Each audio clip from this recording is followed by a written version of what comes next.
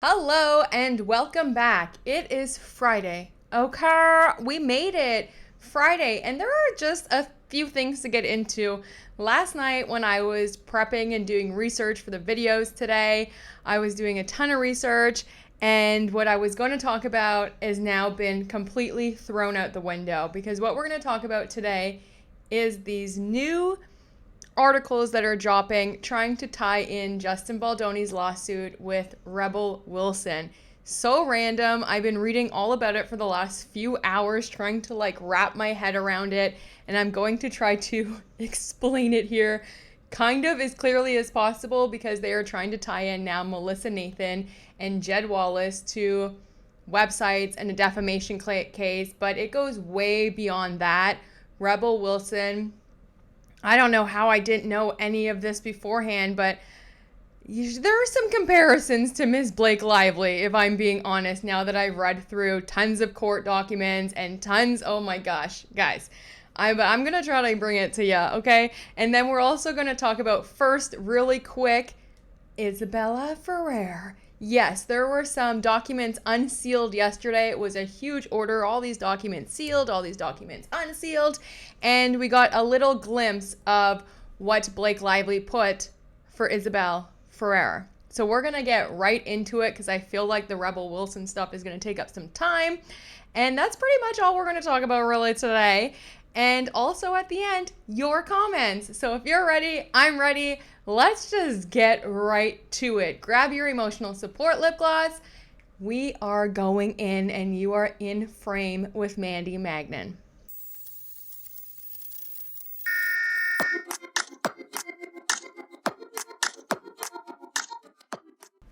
And now I just had a morning. I'm going to be real honest with you guys. I set my alarm super early because starting tonight at 6:30, I'm out on the city for TIFF, okay? There's a bunch of events, bunch of parties to go to, so I'm super excited for that, and I wanted to do multi-videos today. I did all of these deep dives yesterday, so I woke up early because I was like, I got to go to the gym, and then I'm gonna come back, shower, get ready, and sit down and do all of these videos for you and have them out for the weekend. Well, long behold, my condo building decides to shut the power and water off all day. So it was stairs up and down, taking the dog out, and then going to the gym, up and down the stairs, and coming back. The power and water still wasn't on. I showered at the gym, blow dried everything there, and then came back. Wasn't even able to do any work on my Mac or anything because of course no Wi-Fi. So then I took the dog back out because we have a routine afternoon walk, came back up, and I was like, you know what, let me just go. Sorry, my mic is spiking, it looks like. Let me just go to the library and I'll do my video right in the corner of the library. I got to charge my phone, I got to charge my Mac, I got to charge my AirPods. I need this stuff ready to go. I cannot wait till 6 o'clock when they said it was going to come back on. I was like, I'm a doer, okay? I'm about to do it in the library. I was going to bring you this video no matter what. So I pack up all of my stuff, ready to go to the library, and just as I open my door, everything comes back on. I was like, is this a Christmas miracle or what? So I was able to just sit down the last few hours and do all of my research and bring it to you. So I'm not ready yet. We're just gonna dive right in, and then I'm gonna get ready to go out tonight. For anybody wondering if I went out yesterday, I was debating whether to go out and, protest for Justin Baldoni with Ryan Reynolds, who showed up for TIFF without Blake Lively. I chose not to because I have a lot of events with all of these same people happening over the course of the next few days. And just for kind of my career in film and television, I was like, yeah, I don't know about that. So I just kind of conferred with a few people and some people on my team, and they're like, maybe not. And it was kind of rainy and cold and stuff too, but I just felt like it wouldn't, I don't know, it just wouldn't be a good look. It would interfere, that would honestly interfere so much with my career, so I didn't do it. But he was here, he showed up, there was no Blake Lively. There was very weird moments on the red carpet from what I've seen so far where he's kind of was super rude to a kid interviewer, which is kind of crazy. I'll play the clip here if I can find it. Yeah, I have it here, so I'll play the clip right now. What's your question for me, brother? Nice to meet you. Let's get to the question. Kind of weird, right? Like, that's not funny. Like, it's not a joke. And there's also like a weird moment with him and Eugene Levy that a couple people sent me this morning. So thank you so much. I love when you guys send me like stuff to look at. And yeah, it was weird. And it was a big Ryan Reynolds show, like the way he drove up. And yeah, it was. Anyway, let's move on to some things that were unsealed when it comes to Miss Isabella Ferrer. And the tie-ins with what's happening with Blake and Rebel Wilson is just crazy, because this Isabella Ferrer is a big piece with what, like, I just feel kind of like Rebel did, but we'll get all into that when we get into that. So yesterday the judge made an order, and it was basically a huge, it was kind of just like a jam-packed order to do with all of like the sealing and unsealing of documents. You know, Wayfair was asking for some things to be sealed. Blake was asking for some things to be unsealed, sealed, unsealed, sealed. And he decided at the very end to order the court, as you can see here, to unseal a lot of documents, 676 all the way up to 716. I went over all of them. There wasn't that much stuff there except for a few things. But it is interesting that in one of the things right here, where Jed Wallace and Street Relations, they asked for a discovery request 695 and certain supporting exhibits to an accompanied declaration. Then you have all of the exhibits on the grounds that the material were produced with confidential or attorney eyes only designation by the parties or certain third parties. Lively filed her motion on August 22nd, and on August 29th, the Wallace defendants moved for continued sealing of Exhibit 20. The Wallace defendants contend that sealing is appropriate because the exhibit contains sensitive and confidential information regarding unrelated work they have conducted for unrelated clients. They have filed a redacted version of the exhibit, see docket 725-1. The court grants the defendant's motion for continued sealing of 69621 as the exhibit contains non-public information regarding business relationships, particularly undisclosed relationships with clients. Then there was also with the Wayfair parties, they contend that sealing is appropriate because these certain exhibits contain sensitive non-public information regarding safety and security measures on individuals have taken. The Wayfair parties further assert that although the materials were previously designated confidential, they should have been designated attorney eyes only, and they request that the court permanently seal both the public and non-public versions of the exhibit and designate the entirety of the relevant text exchange attorney eyes only. The court grants the motion for permanent sealing of those dockets and limit access to the document solely to the court and to attorneys who are subject to the standing protective order in this case. And you have here where it says the clerk of court is further directed to unseal a whole bunch of documents. And I find it very interesting that Jed Wallace would have to ask to, have this attorney eyes only, this one docket attorney eyes only because of workplace doctrine as well as relationships with other clients, etc., etc., etc., when really he should have asked for the other ones too, because oh gosh, it stirred up a whole mess here. But one of the things that was what's that word? One of the things that was unsealed that was originally sealed for personal information is Blake Lively's amended initial disclosures. This is where you disclose all of your witnesses, people that you're going to bring in. I mean, the people who have, things to say about the related case, et cetera, et cetera, et cetera. And it says that hereby submits the following amended initial disclosures. These initial disclosures are based on the information reasonably available to Ms. Lively at this time and are made without waiving any objections to relevance, materiality, or admissibility of evidence in the action.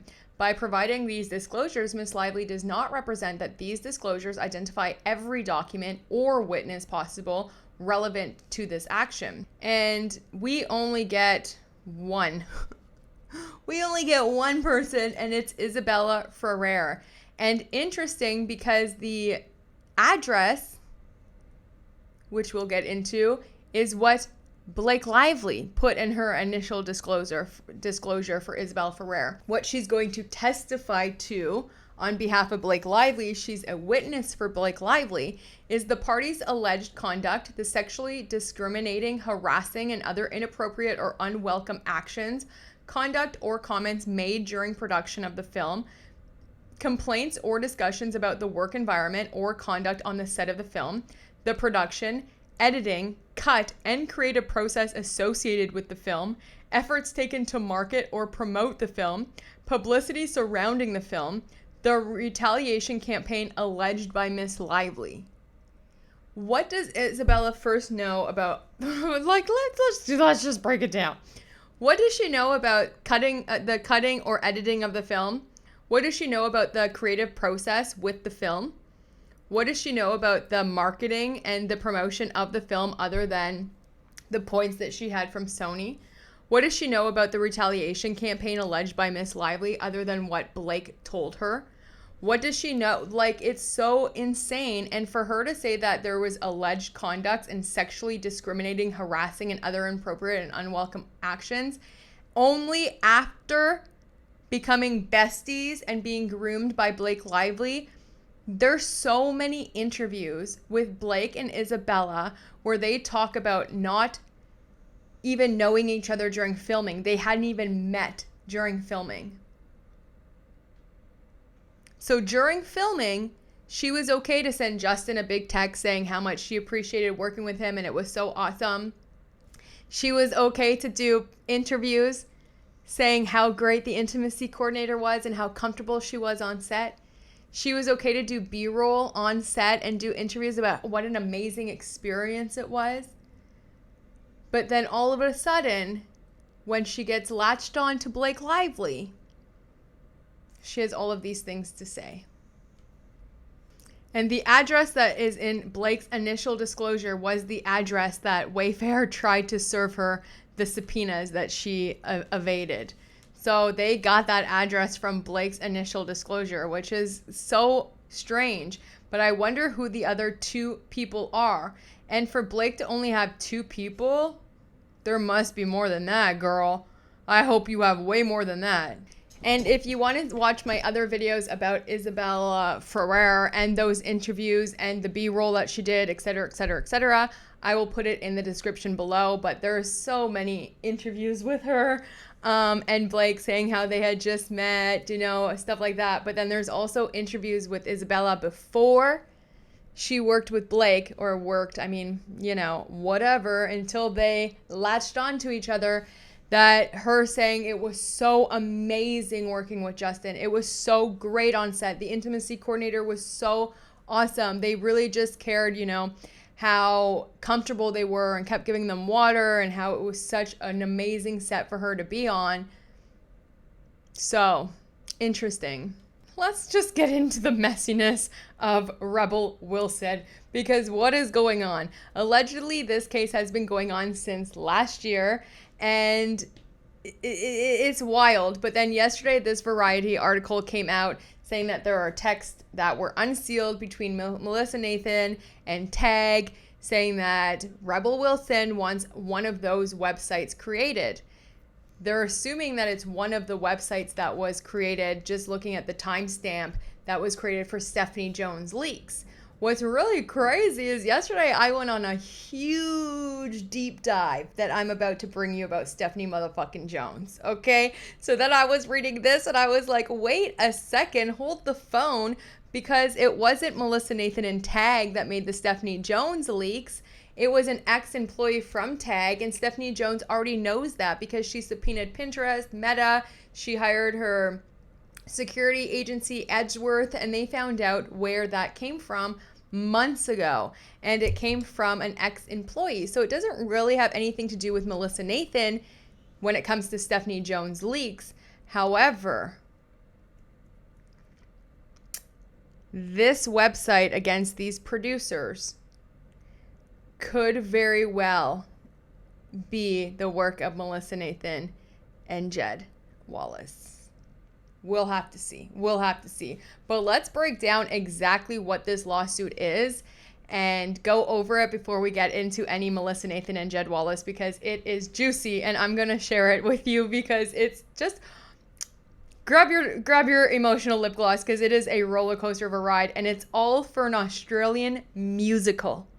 Like, we're here with It Ends With Us for a movie that wasn't even, I feel like, that R-rated or like sexual in tone or like very intense, like as an artist and as an actor. Like, obviously there was very intense moments, and I thought Ryle, played by Justin Baldoni, really went there when he had to go there, as well as Atlas in that one scene where they like fight. But the rest of the movie, like for example, Blake Lively's character doesn't really go to a lot of places, you know? Like, there wasn't that much sex, there wasn't that much kissing, there wasn't even that much like heightened emotion. I think young Lily and young Atlas had a lot more intense moments than older Lily. You know, like when I watch it, and I watched this movie 3 times now, y'all. I was like, why are we here for this? And to know that now Rebel Wilson is like over here doing some like wild stuff to the producers of a film for a musical, I'm like, are we okay? Like, are we doing okay? Like, is Hollywood okay? But anyway, we're gonna get into it, because Rebel Wilson went off and tried some really wild stuff, and it will remind you a little bit of Blake Lively, because this is all for extra credits, writing credits, producer credits, I think, as well as just getting like more credits than what she was hired to do. And when the producers finally said, like, put their foot down and faced her, she went on a smear campaign, alleged, and then she tried to sue them using the anti-slap law. Does it remind you of somebody? And she even made up sexual harassment claims. We're gonna go. Let me just break it down real quick for you. I mean, I don't know how real quick it's gonna be, but I'm gonna do my best. It's interesting because there's some common names here. Like Brian Freeman allegedly is reported back in November of 2024 as being retained by Rebel Wilson. Jed Wallace is brought up. Melissa Nathan is brought up, as well as the lawyer Vasquez, who was representing Johnny Depp, who worked with Melissa Nathan, but she is now the lawyer for the producers. So allegedly, Brian Freeman's over here with Rebel Wilson, and the producers have Vasquez as their lawyer. Now let's just put some faces to the names, because this is who we're going to be talking about. There's other producers involved as well, but the website and the defamation really is aimed towards Amanda Ghost, who is seen on the bottom of the screen. That is Amanda Ghost, and on the top it's being not started with, but I mean, it's involving Rebel Wilson, who is particularly known for her roles in Pitch Perfect, as well as The Bridesmaid, I think was like her biggest breakout role. So there's Rebel Wilson and Amanda Ghost. And you will remember this lady from the Johnny Depp trial. This is Camila Vasquez. She is representing Amanda Ghost and the producers. Okay, so let's go. Now, I've gone back in the archive from when this all first started back in November of 2024. And I guess this all started after their TIFF premiere.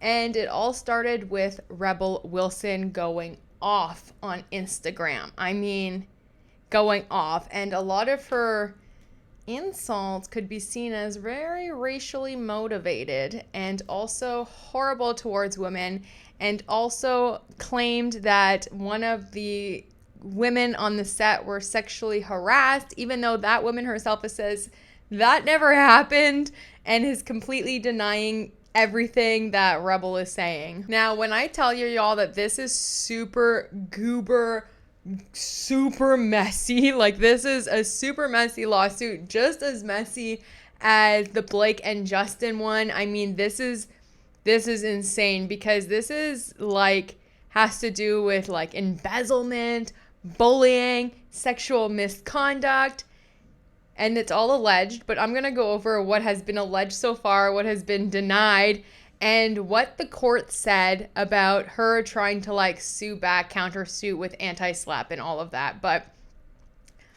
my gosh, I don't know if like egos have just gotten so big or people just want credit and credit and credit and they're willing to throw everyone under the bus. I could never imagine working with people like this who are obviously not in it for the art, not in it for storytelling, not in it to create change, which is what films are supposed to do. Like storytelling is supposed to do it. I mean, it's just so nuts. But here we go. We're going to unpack it. This is all surrounding what was supposed to be Rebel Wilson's directorial debut, The Deb. The Deb, Rebel Wilson's first feature as a director, which is awesome. We love women directors. We love women making films. It world premiered last year as the closing night gala at the 2024 TIFF International Film Festival. Great! The movie's release has since been stalled by litigation and public accusations on both sides. So now they've both taken each other to court, okay? They both have done it. Even before premiering at TIFF in 2024, which takes place in September, it's this week actually. So it's kind of changes the dates, but last year this movie were to play between September 14th and 15th. But in July of 2024, three producers, Amanda Ghost, who I showed you earlier, as well as Gregor Cameron and Vince Holden, sued Rebel Wilson for defamation in the LA County Superior Court. Now, their complaint says that Rebel Wilson made false statements on social media about them, including allegations of theft, embezzlement, bullying, and sexual misconduct over disputes of credits and music rights. Okay, so this girl wanted more writing rights. She said that she wanted more of a writing right and she only got like half a credit, I think, or like a co-writing credit, but she wanted like a full writing credit on the film, as well as the musical talent rights, I guess she wanted for the film. And now this is, y'all, she went to Instagram and was like saying crazy stuff on Instagram, okay? Crazy stuff on Instagram. And then according to the coverage of the case, Wilson argued her posts were protected. It was protected speech. How does that sound? What? She's saying that it was protected speech on a matter of public interest and filed an anti-slap motion. But in November of 2024, so can you imagine, this film is playing in September. In July, the producers sue the star of the film. In November, the star of the film sues the producers, countersuits for protective speech with an anti-slap motion. But in November of 2024, the judge denied Rebel Wilson's anti-slap. He was like, no way. He denied it, and he found that the statements arose from a private business dispute and it wasn't protected public interest speech. And that means that the producer's case continues, and it's still continuing to this day. Now, around the same time period in November of 2024, the producers also sought time to investigate this website that was created. This website that was created against Amanda Ghost, the producer who I showed you at the beginning. There was a website created against her, calling her the Indian Ghislaine, the Indian Ghislaine Maxwell. So we all know that Maxwell is connected to who? Probably one of the worst human beings on the planet. Well, I mean, one of, at least the one that got caught, Mr. Jeffrey Epstein. So they have put out this whole website now. There's these websites popping up about Amanda Ghost and saying that she is the Ghislaine Maxwell, the Indian Ghislaine Maxwell. And they wanted discovery. They were trying to get all of that kind of sorted out before the anti-slap hearing, but the anti-slap hearing was dismissed, and the judge was like, no. So Rebel Wilson lost her case against the producers, but it's not completely tossed out because the producers are still going after Rebel. And now when I show you the things that she was posting on her Instagram, my gosh, why do people turn to social media to do this kind of stuff and air out all of their laundry when you have, like, she has over 11 million followers? This is just looks so bad, first of all, for your credibility, for your privacy, to work on any other films. Like, your trust is kind of gone when you're just going to go to, like, turn to social media and completely bash these producers who helped you make your movie. Is, to me, absolutely nuts. But yeah, some of the things she said, guys, oh my gosh, let me find the link, because my jaw is still on the floor. Like, when I read it, I'm still trying to pick it up. It's so unprofessional. Even if the things that she was saying, like, she had reason to say them, why are you turning to social media? Is just like, oh my gosh, it doesn't look good. I don't even know where to start because it's so crazy. Well, on May 16th, there was about 50 people converged on this billionaire's huge luxury liner, Odessa 2, I guess, massive yacht boat. I guess it's bigger than a boat, like a massive boat, right? Like a massive one. And they were all there celebrating Joaquin Phoenix's drama, Edgington. Well, the guest list was huge. I mean, directors of Pulp Fiction. I mean, tons of people, like Access Entertainment's president, Danny Cohen. Tons of people were there. They were all, I guess, sipping rosé and eating the buffet. And they were listening to this talented young lady. This young lady is Charlotte Mackins, and she was performing a cover of Chappelle Roan's Pink Pony Club. Sounds great, right? She's getting it. She's a singer. She's an actress. Look, she played in the Deb. Now she's at Cannes singing on this big yacht. So it's pretty cool. Like, good for this girl, right? Like, she co-starred in this big movie coming out at TIFF. And now she's on this yacht. I mean, living her best life. But within hours of that performance on the yacht, Rebel Wilson began posting from the official The Deb Instagram account. So not from her personal account, but officially on The Deb, the movie that this girl is in. She made a post saying, Charlotte McInnes is a culturally inappropriate Indian outfit. Charlotte McInnes in a culturally inappropriate Indian outfit on Led Blavatsky's luxury yacht in Cannes, ironically singing a song from a movie that will never get released because of her lies and support for the people blocking the film's release. Then she goes on. This is on the movie's instinct. Like, I can't even say this enough. Like, this is, to me, like, personally, like, I don't fight battles on the internet. Like, maybe it's just like how I don't know. I can't say it, but this was so crazy. Then she goes on to write, so glad you got your record deal, Charlotte, at the expense of the 300 people who worked on the Deb and really want to see it released. What? And what's wild is, like, this girl is the star of that movie. She's the star of your directorial debut.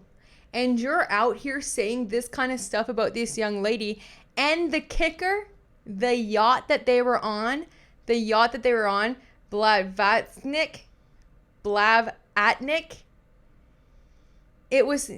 they financed the movie. They financed the Deb. So this woman who played in the movie got a chance to sing on this big yacht.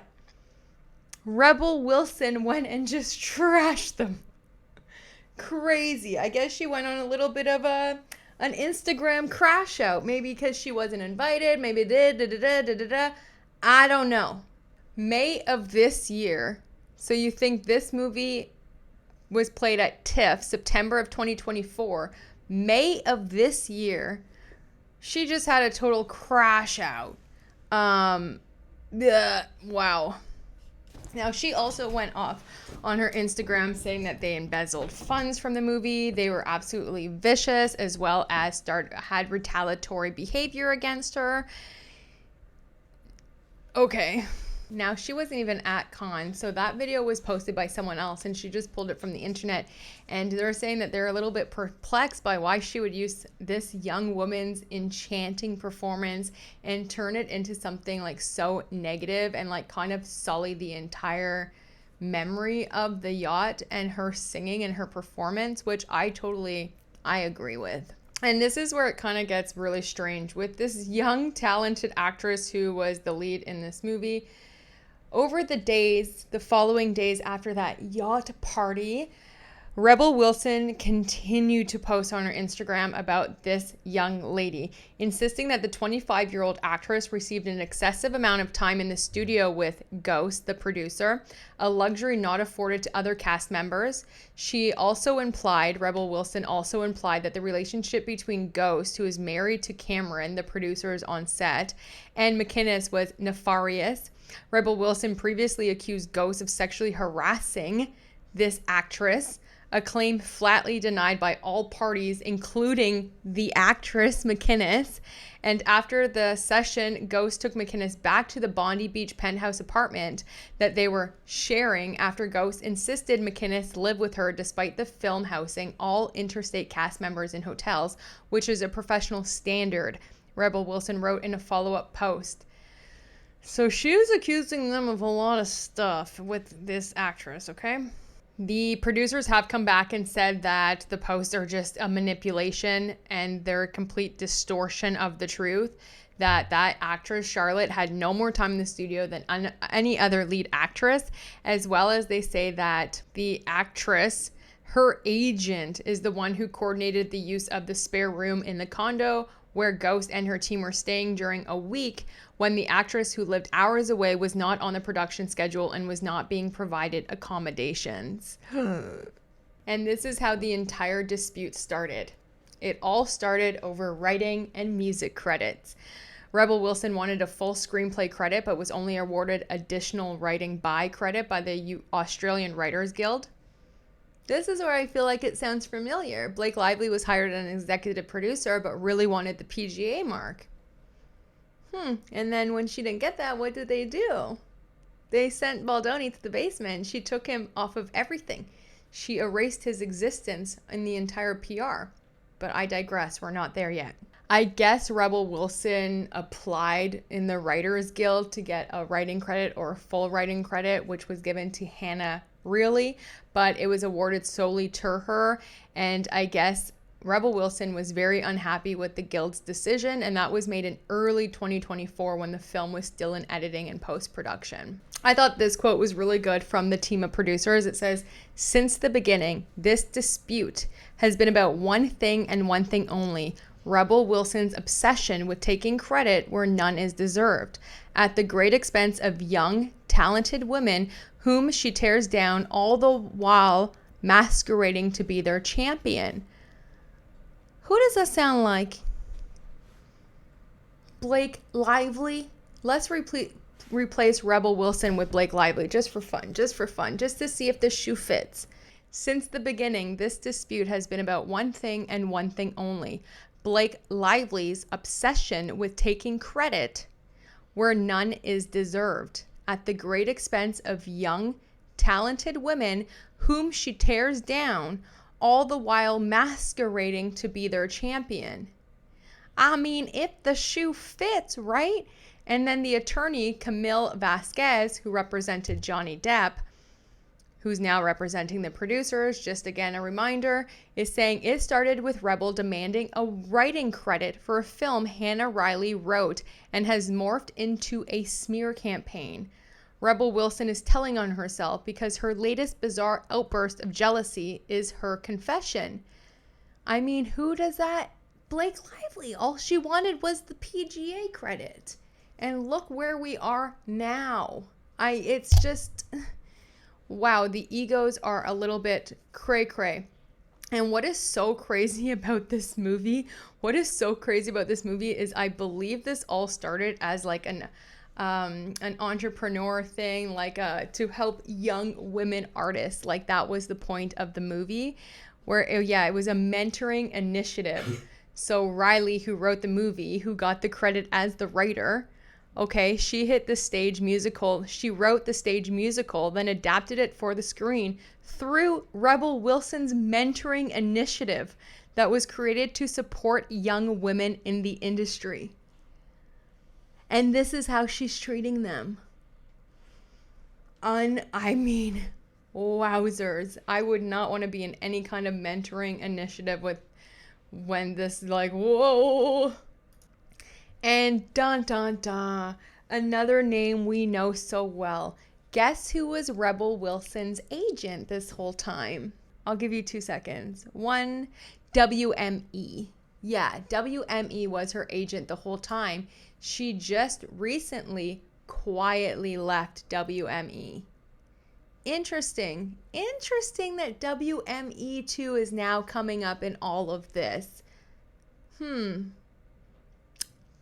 of strange, guys, kind of strange. WME also represents, as we know, Ryan Reynolds and Blake Lively, and so proudly flaunted Ari Emanuel, just so proudly boasted how he dropped Justin Baldoni just like that because he's a ride or die for Ryan Reynolds. So yes, it seems like Rebel Wilson is still fighting this, and now they're not going to let it go. The producers have come out and said that they would like to, settle this quietly and amicably, especially now that they've spent so much money on litigation. I'm not sure what's going to happen here, but I do know for sure that what she's stating, Rebel Wilson, doesn't just go away. She stated that the producers allegedly embezzled over 900 Aussie dollars. I don't know how much that is, but 900,000 Australian dollars from the film's budget. And then they took that and split it among themselves. That's wild. She is still accusing Amanda Ghost, the woman producer, to subjecting the lead actress, Charlotte McInnes, to inappropriate sexual misconduct, as well as overt sexual remarks and a lot of sexual harassment on and off the set, where they've all denied it, and McKinnon's, the lead actress, has been publicly denying that she was ever sexually harassed, and she's been denying these claims that since 2023. Okay, since 2023, for 2 years, Rebel Wilson keeps saying that this young actress, 25 years old, was sexually harassed on the set, and the actress herself is saying like, no, she's denied it. And now, just in July of 2025, there is this film production company. They're a UK-based film production company called AI Film. Now, they're suing Rebel Wilson. So not only the producers, but now this distribution company. I think they're just a production company. They're suing because they're saying that Rebel Wilson purposely sabotaged the film's release by making these kind of wild defamation and false statements on social media, as well as anywhere that she could, as well as threatening legal action that scared off distributors from purchasing the film and wanting to distribute it in theaters. And they're saying that she did this on purpose to allegedly devalue the project so that her company, Camp Sugar, could buy the rights off for more cheap because she wanted the film to be hers. I mean, it was her directorial debut. That's what they're claiming, and they're suing her for. That's in Australia, and they're seeking damages, an apology, and restraints. But of course, Rebel Wilson is denying it. And also, they have proof saying that they had a distributor, Kismet Movies, but they pulled the distribution after seeing Rebel Wilson's statements on social media. So if they can prove that they really did lose distributors after she went on a crash out on Instagram with all of these statements, I don't know. And now, just as August of 2025, less than a month ago, the actress Charlotte McInnes, who Rebel Wilson keeps saying was sexually harassed, and there was a lot of sexual misconduct towards her way from the producer Amanda Ghost, she has now filed against Rebel Wilson. And not only did Rebel Wilson say or claim or allege that this young actress was sexually harassed, she also claimed that she was denying it on purpose to gain career benefits, including the role to the movie, record deals, etc., etc., etc. And the actress is now, she's not playing. She's like, no, this is not true. It hasn't happened. She got lawyers and she did send her, what is it called? Let me pull it up because it's called, in Australia, it's called a defamation concerns notice, and Rebel Wilson now has 28 days to offer amends before an actual lawsuit is filed. But the lawyers for this young actress say that she has suffered serious harm to their reputation when Wilson allegedly publicly accused her of dishonesty and covering up sexual harassment to advance her career, publicly disclosing our client's name as an alleged victim of sexual harassment without her consent, and then accusing her of lying about it as justification for identifying her. The attorney argued was an improper, unjustified, and lacking in bona fides. And McInnes did give a statement to the Daily Mail denying any allegations involving her. She says, there is no truth to the allegations made involving me. She said, I made a statement to the film team when this was first said in September of 2023, and am saying this now to draw a line under it. She added, making false accusations undermines real victims, and I won't be the subject of a fabricated narrative. This young lady is brave for standing up and speaking like this because it's true. False allegations undermines real victims, and she won't be the subject of a fabricated narrative. I think this is something that Isabella Ferrer should really read up on and take notes of. And now that brings us to September of 2025.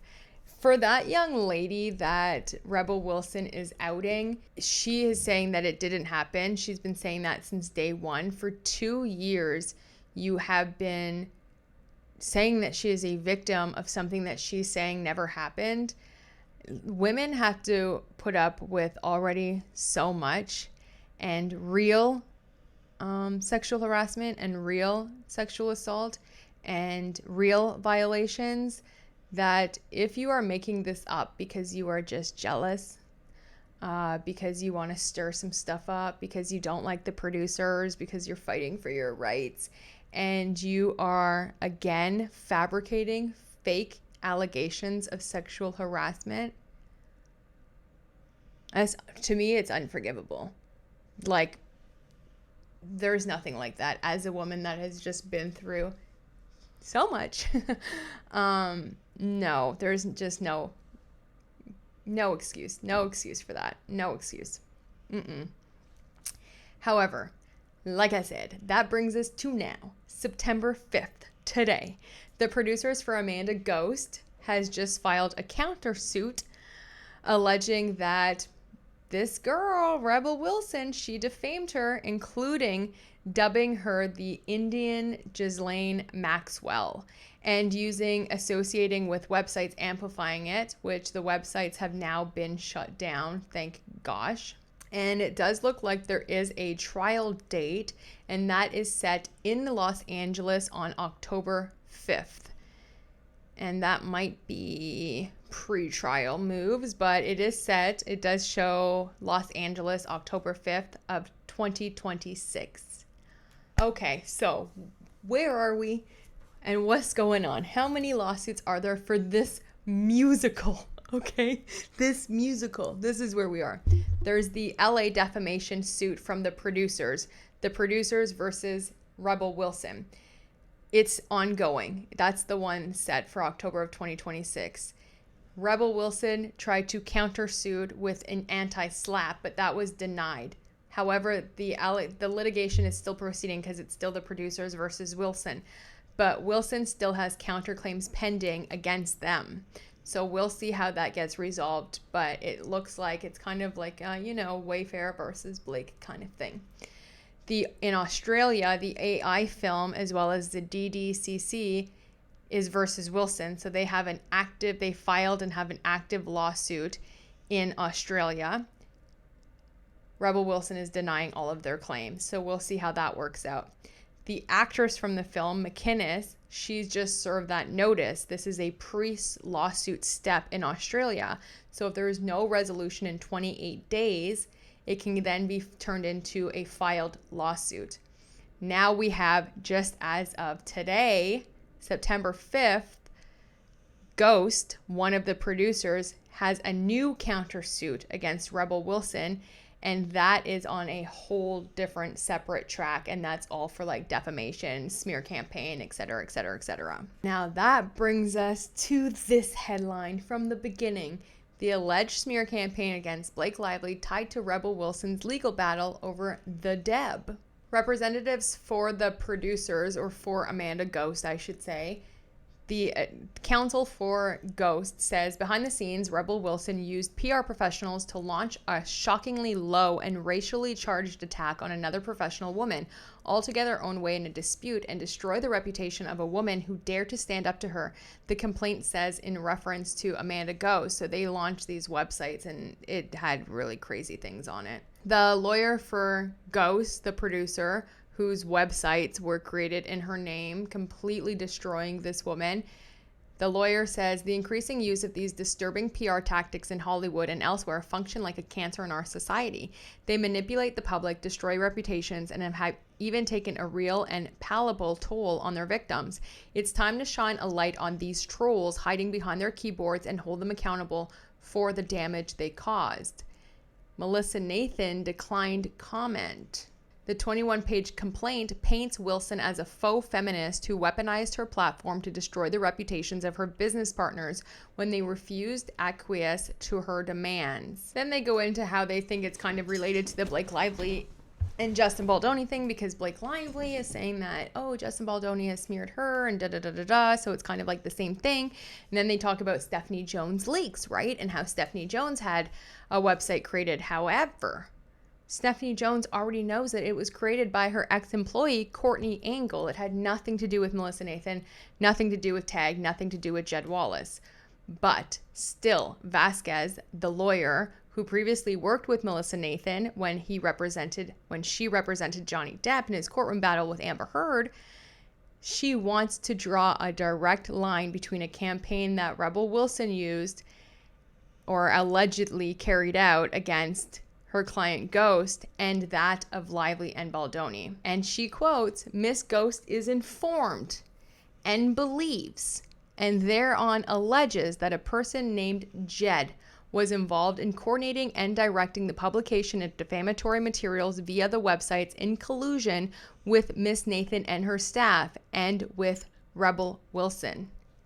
And now, why would they think that? Because some of the things that were unsealed, which is what we went over at the beginning, yeah, oh boy, here we go. Well, some of the things were sealed, like Exhibit 23 in the document of 658-12, is a text change. And this text change is between Catherine Case, Katie Case, I think that should be Caslow. Anyway, that doesn't matter. Melissa Nathan and the Tag employees at the time, and this is where it gets spicy. In this text change, they're talking about a whole bunch of stuff. They're talking about, Jen Abel leaving, Stephanie motherfucking Jones works. That's what this one text is at the top. They're like, oh, it sucks because Jen does all of the work there. Then they're saying, well, he cannot expect us to work with Stephanie motherfucking Jones, right? Melissa Nathan is like, I won't do it. She's crazy. No way. I'll work with Jen and Matthew, but I will not be working with Stephanie Jones because she cannot be trusted. Then Melissa Nathan's, Katie K says that. Then Melissa Nathan's like, I have said that 500 times. You hear that, Stephanie Jones? Nobody wants to work with you because you are vicious and crazy. Anyway, you can't be trusted. And of course you can't be trusted because look what you did. Van Zandt. I will say it forever until we get answers. But then if you keep going on, and there's also something wild in here too, because Melissa Nathan does talk about, maybe it's not in this one, but she does talk in August about her talking with Brian Freeman. So, because he's saying that he didn't come on the case until December, but who knows if they were talking about, whatever it was. But I guess Melissa Nathan works with Brian a lot, because even here it says, already trying to kill one Rebel story and dealing with Mattel loss for Brian. Who knows what Brian that is, but she's trying to kill one Rebel story, Rebel Wilson story. And how is she going to kill that story Well, then Melissa answers, so basically Rebel wants one of those sites. Katie K says, I know, I'm sorry. And okay. Then Melissa Nathan responds, should be a mixture of that document that I think Carolina put about Amanda Ghost, the producer, right? That I showed you at the beginning, who we've been talking about. Should be a mixture of the document that I think Carolina pulled about Amanda Ghost, or the intern pulled the voice note and this, and then whatever that iCloud account is. I wish I could get into it, but I can't. And then Katie K says, okie dokes, I'll put this together this morning with a smiley face, or not a smiley face. What is that emoji? Yeah, a big smiley face. And Melissa Nason, thank you. It can be really, really harsh. And then link it to Jed AS voice thing. Or link it, or that could be link it to Jed's voice thing, or Jed S voice thing. What's a voice thing? Who knows if this is Jed Wallace or not? I don't know, but we'll get some answers, I'm sure, soon. But it says it can be really harsh, and then link it to Jed S voice thing. Then she says, I just can't deal with this SB stuff. What is wrong with him? I don't know who SB is, but you're making Melissa Nathan real mad. Then Katie K says, I'm not entirely sure, but I will resurface my one of her kids is his theory because anything else does not make sense. Yep, I checked in with Jen personally while I sent her that screenshot. Do you want to check in with the group and just seeing how day 2 is going? Yes, so far nothing bad on Justin Baldoni in the press. That's run from yesterday, so everyone is playing nice. Yeah, so, I mean, then they go on at the bottom and say, Len, Russian oligarchs and making her a madam, basically, LOL, said Jed. Oh my God, LOL. Okay, this one will be fun. And well, that's all the information I have on that. And I think that explains everything. I hope. It's kind of a super messy situation. I mean, if you guys could just see, like, let me actually show you. I'm going to screenshot my screen here with all the tabs I have open just to show you what my morning or my day has been. 1 second. This is literally the tab of my browser researching all of these things. Like pulling information from here, from here, from here, from here. Oh my gosh, what a mess. This lawsuit with Rebel Wilson has been going on since July of 2024, and it looks like it's not going to be done now until past October of 2026. It seems like everyone is on this side, the producers, the other actors, the everyone, and then Rebel Wilson is over here. So we'll see. And if that does tie in, obviously, Melissa Nathan. That's why I said at the beginning of the thing, it was interesting that they asked for attorney eyes only, and they asked for all of this stuff, and they asked for confidentiality because it had other clients and stuff in it, but they didn't do it with these ones.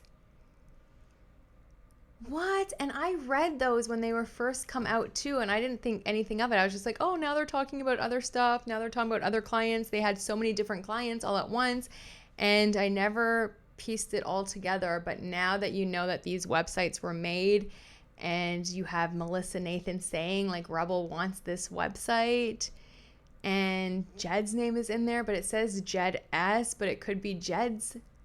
I don't know, but I know that for sure that has nothing to do with Stephanie motherfucking Jones, because we already know who created that website. However, it doesn't look good for the work that Melissa Nathan and Jed Wallace do if this is like turns out that they did this or something. But also just to have the headlines out there, this very much is screaming, I hate to say it, but it's screaming Ryan Reynolds and Blake Lively. It's screaming changing the SEO. It's screaming changing the narrative, because if this has been going on since summer of last year and only now it's like popped off. Very, very interesting. Okay, and now it's time to read some of your comments from this week. It's my favorite part about Fridays, honestly. So here are some of those comments. And these are not in any particular order at all, just comments that I found on the videos that I've posted that, I don't know. I just like them. So starting off, and I already mentioned this girl in my last video, there is a new feature on YouTube. So if you like the video, you can hype it up. It helps tell YouTube to like pump out that content. And this is by Boss Bitch, and she wrote, please, my Mandy Magnan podcast friends, FYI, if you can hype her videos, go to the comment section window and swipe until you see hype. So if you swipe from the comments over, I think to the left, there should be a hype button. And yeah, she's saying, please hype this video and we can get her videos out to more people. Snake Lively and Crying Reynolds would love to keep the truth from reaching more people. Thank you so much. And thank you to all the new people and all the people that have been following me since the beginning when I didn't really have like a full setup or nothing. Like, y'all are just so amazing. Thank you so much. This is from Erica Lupina. Oh my God, this is the first time I saw this channel and it's great. I love your content. It's so witty and real. I think you totally have to show up to TIFF with your t-shirt of Nobody Puts Baldoni in the Basement and a sign telling Ryan to buy himself an island and get lost. I think I want to buy one t-shirt. It's just the best. Thank you so much. As I said earlier, I didn't end up going just from some like advice I got from some people on my team, but there are shirts available. You can get supporting Justin and Justice for Justin and No One Puts Baldoni in the Basement shirts, as well as other shirts. And the link is just either on my Etsy or you can go to my Shopify account. And some of the proceeds from the Wayfair shirts do go towards domestic violence survivors. It's Kashi says, this is the first time I personally wanted to support a studio, independent of what the movies are. I think this case will have a silver lining for them after all, a consumer base dedicated to their success. Yes, absolutely. As I've been saying, September is Wayfair month. They have 3 movies coming out. I will be seeing all 3 of them this month, starting with Eleanor the Great. I'm seeing it opening night at TIFF. Not TIFF opening night, but opening night for the film, and I'm super excited. That's Monday night. This is from @Photons. That expat guy gives me the major eek. He comes off as such a fraud. Anyway, keep up the great work. I never saw someone get so happy about Wednesdays before. I get happy about every day, okay? Every day I'm hustling. Every day I'm just so excited about every day of the week, but particularly for some reason, Monday, Wednesdays, and Fridays. I don't know why. Like Tuesdays and Thursdays can just beat it. But yeah, totally. That ex-paycheck guy is, he gives me like major red flags. Like, would not trust him to be alone with him or anything. I just don't like, he gives me the major creeps. @Maria Rodriguez, I'm so sorry, says, these people are looking for clicks and views. Who cares what Justin does with his hard-earned money? I don't think you should give Ryan any thought, even negative. He doesn't deserve any precious time you have and can be doing something worth your time. I tend not to think of Ryan or refuse to engage or give any type of attention. Let me know your opinions on the Eleanor movie. Nicely done, Wallace. Thank you for the video. You're welcome. And also, you're so right. I was able to get a lot of work done yesterday. So that was great. And also, yes, I will be telling you guys how Eleanor the Great is, like, immediately probably coming out of the studio. This is a twofer, a 2-in-1. @Heron Interpretation says, they all look great. I'm all for supporting Wayfair. Yes! And then @Serving Humanity 1844 said, Steve Saritz just shared this video last night. And I wrote, he shared this video, like this one, like my video? And I'm still waiting for the answer. So if anyone actually knows if Steve Saritz shared my YouTube, like, I've already made it on the docket. I might as well make it like everywhere else. This is amazing.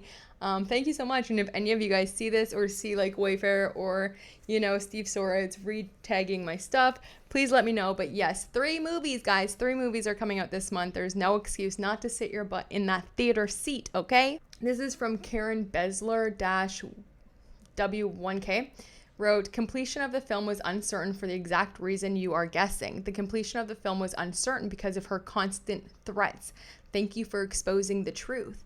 And I thought that was very interesting because in Blake Lively's first amended second filing, she wrote that, well, with completion of the film uncertain, how are we supposed to know? And it's like, yeah, it was uncertain because you were a tyrant. This is from at Mimi3464-X5L. She wrote, Wayfarer makes good movies. They go with true stories. They make you laugh and cry. Please, please, please, let's go and support the movies.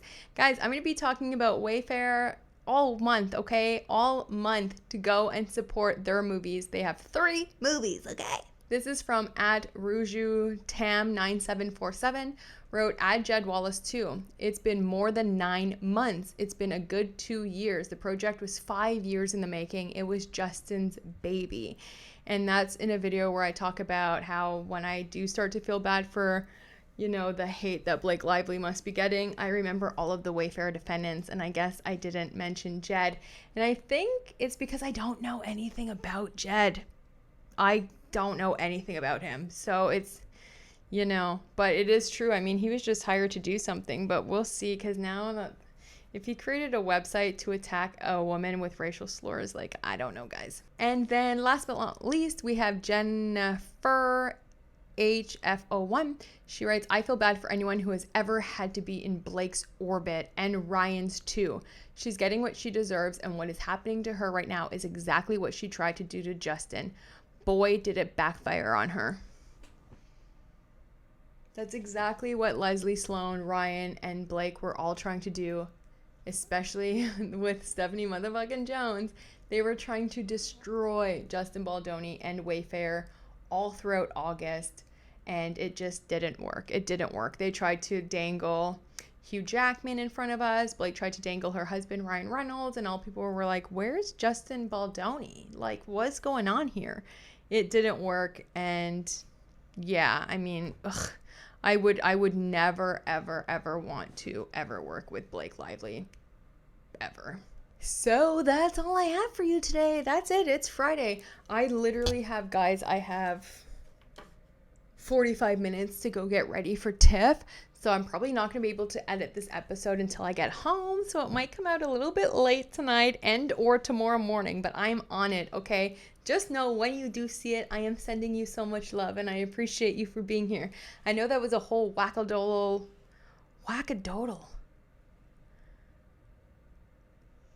I know that was a whole wackadoodle. Oh my gosh, I'm so sorry. I know that was a lot of information, and it's like, oh my gosh, what's going on? What's going on? We will get all the answers. Everything will come clear to us. But from what I think is just seems like, it seems like maybe another actress pulling a Blake. I don't know. I mean, creating false sexual harassment claims that another girl whose story it is to tell has been saying for 2 years is not true, to me is just like very, I mean, it's not necessary. If you're going to go after the producers for embezzling money and for producer rights and writing rights and all of this stuff, then go after them for that. Anyway, I've said enough already on this. The memberships is now open. I hope you can join. It's very low. It's the most bottom tier you can pay for per month. And it's definitely more about like motivation, mindset, mindfulness. You'll have like stories from me about like dating disasters or why I quietly quit my job, living in my power, all of that stuff. And then on Thursdays is goal setting, and it's all around teachings from like Neville Goddard, Dr. Joe Dispenza's, and every week in a little accountability check-in group. So if that's something that you're interested in, I mean, you will get so much out of it versus the monetary expense, which I think it's like $1.99 a month or something. But definitely check that out because we're building something really special, and it's a super supportive community. And you'll get multiple videos a week that isn't shared anywhere else. They're exclusive videos just for that membership. So I hope you're having a great day. Please drop all your comments on what you think about this whole The Deb lawsuits, because I'm going to be I feel like wrapping my brain around it for the next couple of days, if I'm honest. But anyway, if anything else happens in the case over the weekend with Justin Baldoni and Wayfair and Lively, I'll be here, and wait for the next videos coming up about the deep dive I just did on Stephanie motherfucking Jones. Okay, I'll talk to you soon. I love you so much. Have the best day. Bye.